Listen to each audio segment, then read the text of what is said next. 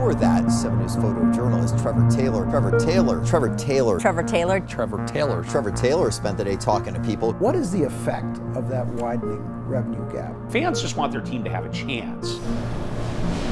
Going inside empty office buildings is like visiting a time capsule.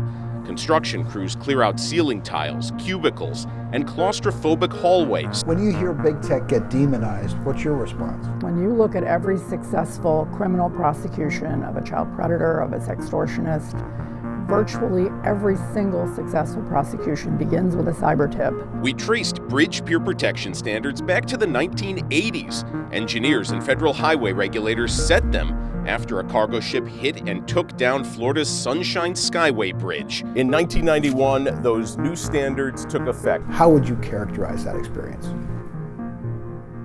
Hell. The councilman's case against her was dismissed because, quote, Trayon White did not appear to make his argument in court. How would you describe the influence big tech has on lawmakers in Washington? Pervasive and malign. Starting this Sunday and every Saturday, Sunday going forward, service starts at 6 a.m. instead of 7 and goes till 2 a.m. The needle's starting to jump a little bit. Okay, so the needle jumped to 2, so we're going to start going in this direction. And then he waited until the teams warmed up and they were ready to tip off. The buzzer goes off. We come to the bench getting ready for starting lineups, and then he puts the towel over Mike Riley's shoulder. And then he walked out when he knew that every camera in the arena would be on him. Everybody stand because John Thompson is heading for the exit. When he walked out and the crowd cheered, that's when it hit me. He will leave the building and he will turn the coaching duties over to Gary Wilson and Craig Eshering. We've reported before about how the Bay Bridge is built to the same engineering standard as Baltimore's Key Bridge was before it fell. This is what engineers call fracture critical. That means if any one major component of the bridge fails, the entire thing may fall. Even though the effects of the government shutdown may not be felt immediately, the Capital Area Food Bank has still done quite a bit of heavy lifting so far with all the federal job cuts that have already happened this year. Shoplifting is an issue that is well documented on 7 News. We're talking about stores closing, items being locked away from customers. Well, now some shop owners are turning to AI to stop the losses. Dr. Dan Yang is the director and founder of the Vinci School. Yang coming forward about the incident that happened there over the summer, causing an uproar. This heat is really no joke, guys, and we even brought a thermometer to prove it. This stone that the National Park Service doesn't want anyone hanging out on is a whopping 129 degrees. That's about 30 degrees hotter than it is outside.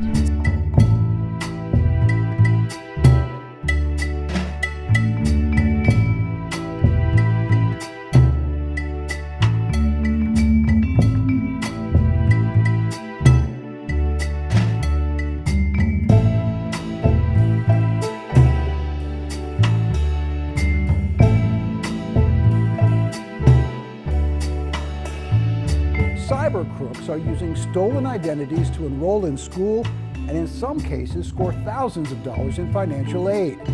I've been a landlord since 1994.